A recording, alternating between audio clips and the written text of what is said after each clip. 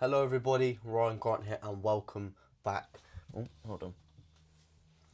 Hey, in today's video, I'm basically going to be going over, so I have gained personally in my own journey over 20 to just over 27 kilos of not necessarily pure muscle because that's impossible, but let's just say lean mass in the space of 4 years. And I'm going to be going over 5 of the most important lessons that I have learned that have got me to the point I am at now that will hopefully get you to this point as well. And I'm 100% sure of that because these lessons, they're simple, but they're very, very powerful. And as the old saying goes, you know, actually, there's no old saying. Just like the simple things will get you further, right? If you stick to them and you master the basics, okay? So, without further ado, let's get into today's video. So, the first lesson that I'm going to be going over with you guys that helped me gain 27 kilos in 4 years, or that I learned that continue to help me over this period of time, is no over complication, right? People tend to think that, well, obviously there's the old saying that people tend to think more is more in terms of the more they do, in terms of like the more they go to the gym every week, the more gym sessions they do, the more they're going to grow. That's not true. And it's sort of like a similar scenario with complication, right? People think the more complex and the more advanced they get with their routine, their diet, and their day-to-day habits, the more they're going to progress. But you've got to think about it like this, right? If you were to do a test, right? If you're an adult, right, which my videos are tailored towards skinny men, so you probably should be near that age bracket, right? Imagine go back in time to when you're in school and you had to revise for tests, right? Would you want to, when you get to the test, make it as simple for yourself as possible? So when you sit down and do the exam, you know all the questions, you revised all the topics, and you're going to be able to get 90% in the test. Or would you just try and make that as complicated for yourself as possible because you think that's the way you're going to progress? Obviously you want to make it as simple for yourself as possible, and you just want to all you want to do is just be able to answer the questions, and that's it. It's the exact same thing with the gym. Why would you want to overcomplicate something that's so simple? Just going to the gym and sticking to a workout program and progressively overloading, eating in a calorie surplus every day, making sure you get enough rest. They are literally the three things that helped me gain 27 kilos in 4 years. So why would you want to overcomplicate them? Why would you want to make something harder for yourself that's actually pretty easy and simple once you get to know the basics and stick to them and improve the basics? And another thing as well, when people overcomplicate things, it's so easy to, the people that overcomplicate things are so prone to going off their routine and getting out of the loop so easily because they've got so much to do, because they've overcomplicated it. It's going to be a lot harder for them to stick to it. And especially in your situation, where, which I tailor my videos towards skinny men who are beginning in the gym, who want to bulk and gain muscle, you don't want to be doing this. You want to keep this as simple as possible because the most important thing for you right now is consistency and mastering the basics and improving on the basics, because those are the two things, if you get them right, you're going to have exponential progress, okay? And I'm speaking from personal experience, okay? So that's the first lesson, no overcomplication. You want to try and keep things as simple for yourself as possible. And a really good mindset that I like to have with diet, with training, my training plan, etc., is how can I make this more simple? For example, with the diet plan, how can I make things easier? How can I make things a lot less effort? How can I make things of less effort for myself? How can I just, do what's needed to be done in an easier and most efficient fashion? That's a very proactive mindset that's very good to adopt, all right? So that's the first lesson that I learned over 4 years. That's definitely helped me progress even further. Now moving on to lesson number 2, which is slowly building things up, okay? Do not rush, okay? Things take a long time, and I'm going to get onto that point in point number 5.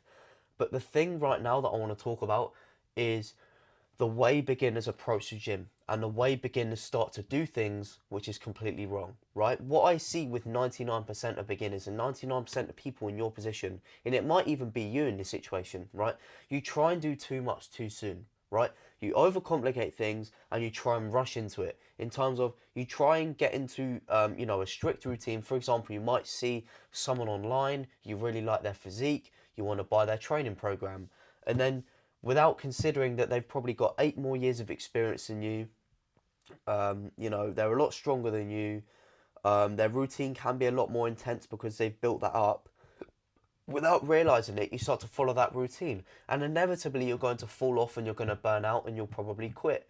And the reason why is because you haven't built up the foundations. You haven't mastered the basics. You haven't covered the basics, and you haven't built up the sustainable consistency that will enable you to stick to that advanced and strict routine. So at the start of your gym journey, what I mean by slowly building it up is keeping it simple. So literally just why right why go to the gym, or why try to go to the gym 5 times a week before you've mastered going to the gym 3 times a week?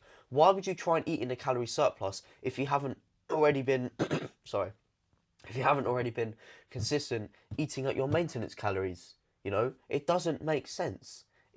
It's like trying to bench 100 kilos or 225 pounds for anyone that knows it in pounds, you know, before trying to bench 60 kilos or 135 pounds. You've got to work your way up the ladder, and I'm going to get into that in point number 5.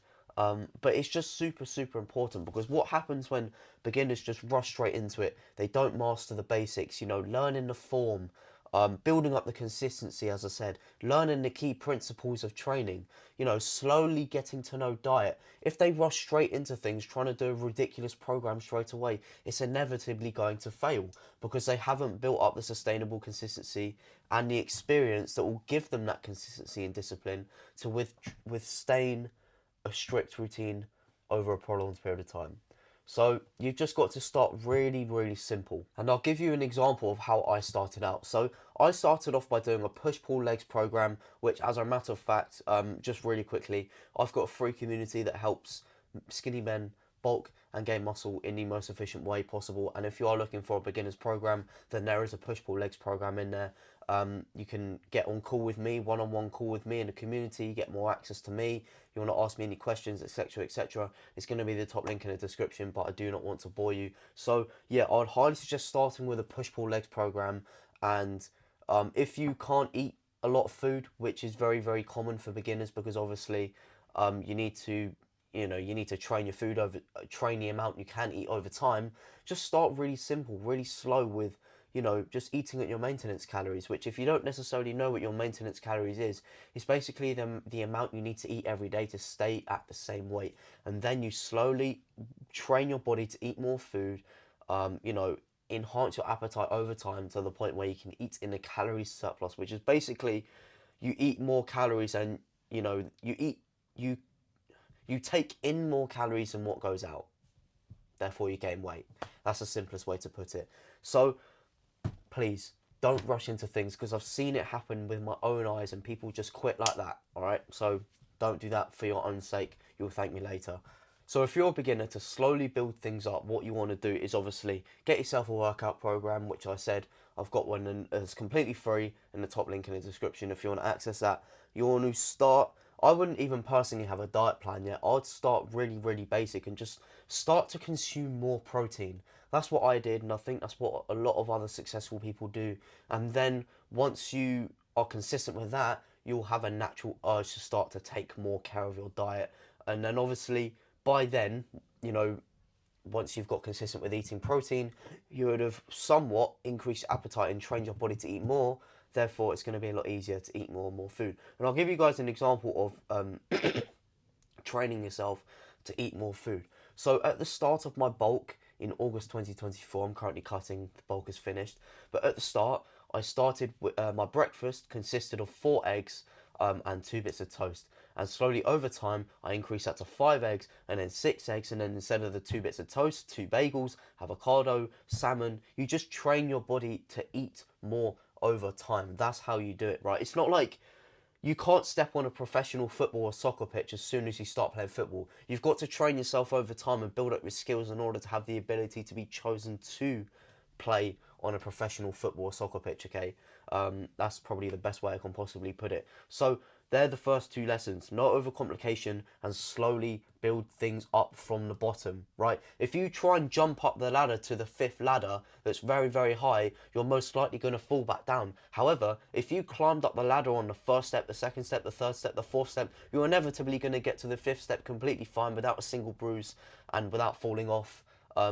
you know, if you're not a spanner and you misplace a hand and then you fall off, you know.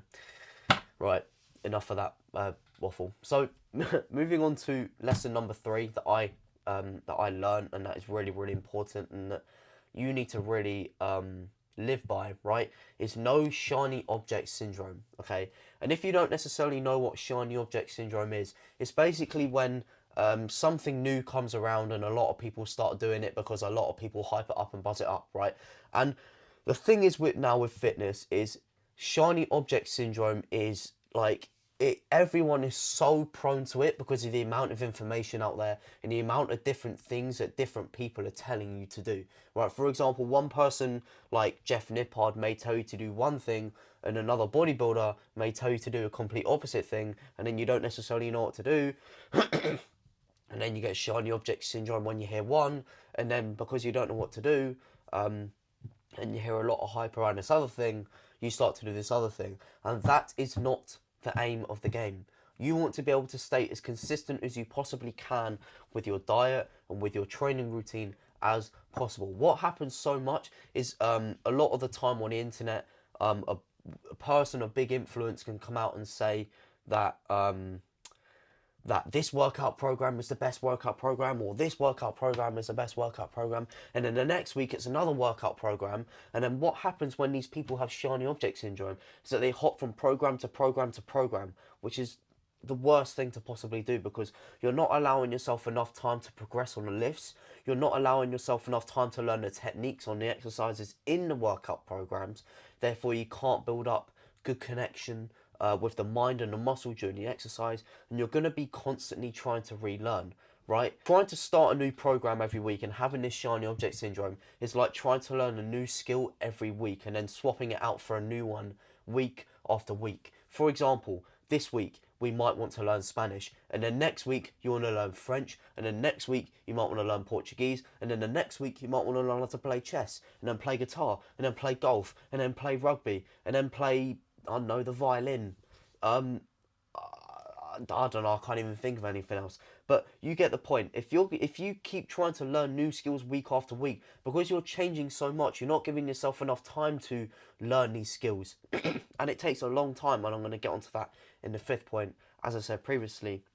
So you need to allow yourself enough time in order to progress and in order to get better. And that is exactly what a workout program does. A workout program doesn't just give you a routine and a schedule and a structure to follow, but it also gives you a template for progress, right? It shows you exactly what exercises you got to do, the rep ranges. So when you get to the top of the rep range, you want to increase the weight, and it shows you, and you know, it tells you the reps, the sets. It basically just gives you, like, if you follow it, you will progress. You will progress, right? And if you keep switching it, it's like trying to learn Spanish this week and French next week, and Italian next week and German the next week, and then Japanese and then Korean. You're not going to get good at any languages because you haven't given yourself enough time in order to progress in them. So that's lesson number 3. No shiny object syndrome. Whenever you hear that something may be the best, if you haven't given the thing you're currently doing enough time to try and work, then please don't get sucked in by this shiny object syndrome and all the people on social media, and just stick to what you're doing. And then if it doesn't work after a prolonged period of time, for example, a lot of people like to change their workouts after every 8 to 10 weeks. So if it gets to that point and you're not really liking what you're doing, then fair enough, you can switch. But just don't switch after like 4 days or 3 weeks, right? Because you haven't given yourself enough time, right? It takes years to learn Spanish, and I'm not saying you've got to take years to, stick to a workout program, but you've got to stick to it for enough time, and then eventually change when the stimulus gets to a point of entropy, aka dies out, aka you've got to change, right? So that's lesson number 3. No shiny object syndrome, okay? Don't be a sheep, all right? Don't follow the crowd, all right? Obviously, there's some things you can take in, but just don't completely switch what you're doing because one person says so. Number 4, all right? Train your ass off, okay? Pain is going to become your best friend. And you may be thinking that this is really simple and that this is really basic, and you've heard it all before. But why do you think you've heard it all before? It's because this is how you grow. This is how you grow muscle, right? You don't grow muscle by getting by with ease, in comfort, no pain, not progressing and not entering new territories with weight, exercises, and intensity of your workouts, right? You've got to push yourself until you are on the brink. You've got to push yourself in the gym until you cannot physically do any more reps. When you're on that leg extension, or when you're doing incline chest press, or when you're doing lat pull downs for back, or when you're doing shoulder press for shoulders, you have to give it everything you've got. You've got to be better than yesterday. You can't let yourself down. And one thing, and actually two mindsets that I really like to think about and that I've adopted, right? Rhetorical questions, right? So when I get in the gym, if I'm not necessarily feeling it or just in general, I ask myself these two questions. How would you feel leaving the gym knowing you didn't, that you didn't give it your all, that you didn't give it 100%? Or how would you feel at the end of the day sitting on your sofa knowing that you didn't give it your all and you could have progressed more today, but you were a bitch, so you didn't, right? They're two rhetorical questions that I really like to ask myself, and it just fills me up and it just reminds me of what I'm doing this for. Obviously I want to grow and get better, and I want to completely transcend as an individual. And if I'm not pushing myself 100% in these gym sessions, then I'm not going to be able to physically transcend, because you need to be able to push yourself that much in order to grow, right? And I just want to give a quick disclaimer to you beginners out there watching this video. Don't sweat it if you're not training at this intensity yet. As I said, the most important thing for you right now is to, get into a routine, stay consistent with it, and learn the principles. Build the foundations and slowly build things up. You shouldn't necessarily be worrying about intensity yet and training your arse off yet. However, you should still be wanting to push yourself. And another thing as well, ridiculous intensity and training your arse off to your physical limits, right? To beyond your mental limits, to your physical limits, right? It comes over time. It comes with experience, with consistency, right? The more experience you get, the more you're going to be able to, or the better you're going to be able to perform exercises, the more connection your mind is going to have with your muscle. Therefore, the sets are going to be more intense. They're going to be harder. You're able to push your muscle further. So it's all an experience and time thing, right?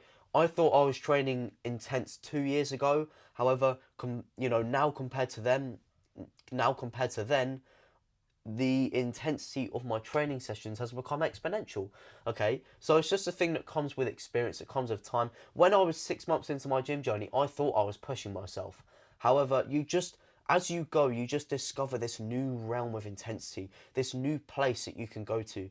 And it is a dark place because it is ridiculously painful, but it is also a beautiful place to go to as well, because after you feel so complete, and it's the best feeling, right? It's all about that delayed gratification. And as you go, and the more experience you get, and the more consistency you get under your belt, the more you're going to increase your ability to be able to train harder over a sustained period of time. So as I said, it's an experience thing, but you just want to have that in your head. You want to train your arse off. You want to train as hard as you possibly can now. It may not necessarily be as hard as you will be able to train in 2 years because of the experience you would have built up in the future, but just have that in your mind. You're not going to grow and you're not going to progress if you don't train your fucking arse off, all right? And I'm holding you accountable now, and if you think you are training your ass off now, believe me or not, and you will discover that as you go along, but just push yourself as hard as you possibly can. Pain now, reward later.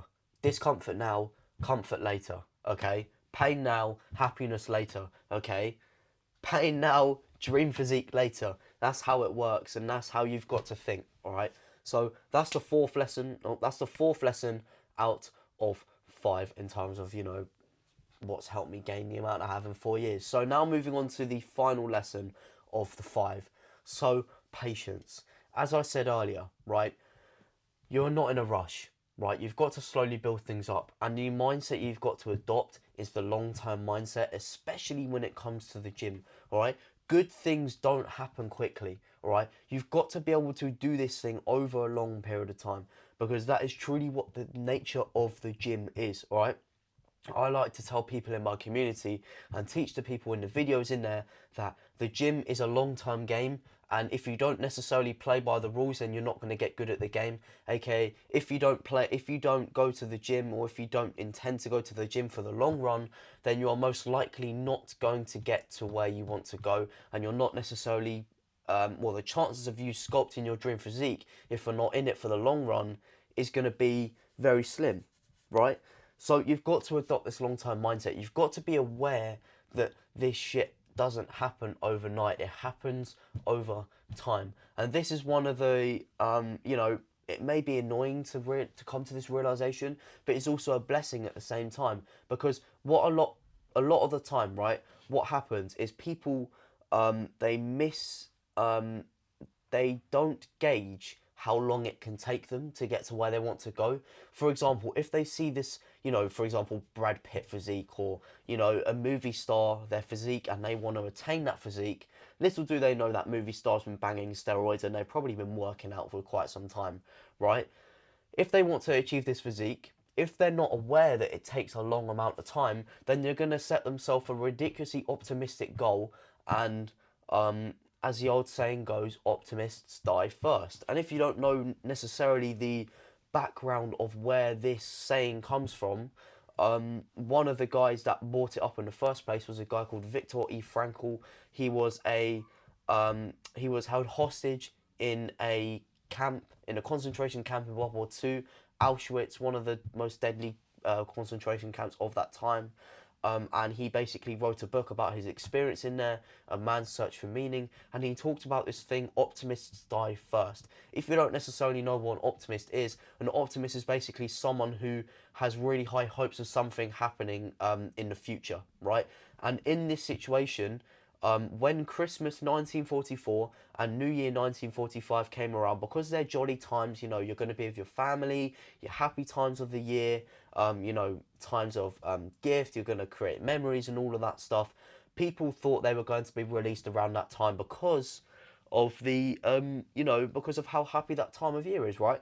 But when they came to the realization that they weren't going to get released from the concentration camps around that time and they were still going to be in there, a man quoted in this book, after this situation happened, it wasn't necessarily the brutal torture, the exploitation of the workers, or the brutal conditions that killed them off, but or made, you know, that increased the death rate and skyrocketed the death rate at this time, but it was the, you know, it was the rejection of their optimism. It was the fact that their optimistic beliefs didn't come true, and therefore that disappointment and that discouragement and that rejection is very, very powerful and influenced a lot, and that led to this death rate skyrocketing in the camp, right? All because their optimism got rejected and their encouragement got shut down. And if I'm going to relate this to the gym, it's like if someone tries to think that they're going to build their dream physique in 6 months, so they train hard for 6 months, right? And then when they get to this 6 month period and they realize that they're not in the shape they thought they would be, then it can really discourage them. It can really make them feel bad about themselves, feel disappointed in themselves. And as this man said, those emotions are very, very dangerous, and that could lead to you quitting the gym. So it's important you wake up to the reality of how long this stuff takes, right? And that is basically the end of this video. Thank you very much for watching. I really appreciate your time. As I said throughout this video at some point, if you want more of my help beyond these YouTube videos, I have a free community where I'm helping skinny men bulk and gain muscle efficiently. Not only do you get access to the workout program, but as I said, you can also hop on a call with me. There's videos of me training in there with exclusive tips and tricks for each exercise on the workout program, so you know exactly what to do. There is a thriving community every day, people wanting to improve. We're actually going to be including some very cool additions to the community very, very soon. So if you want my help beyond these YouTube videos, then it's going to be the top link in the description. I'd absolutely love to welcome you in there. We got 200 plus guys in there, so it's popping at the moment. But if you want to stay on the YouTube, that's completely fine. I will get you in there one day. Just keep that in mind. But if you did enjoy this video, then make sure you hit that thumbs up button. Comment down below as well anything you found interesting in this video, any lessons you think I maybe missed. But just to know, these aren't the only 5 lessons that I've learned over the last 4 years. There is an unlimited list of lessons, but these are the 5 most important ones that came to mind at the time of planning this video. If you want to stay around, I upload every Tuesday, Thursday, Sunday, so make sure you hit that big red button down below and become part of the community so I can help you more through these YouTube videos, and that will be an absolute privilege. So without further ado, I'll see you in the next video.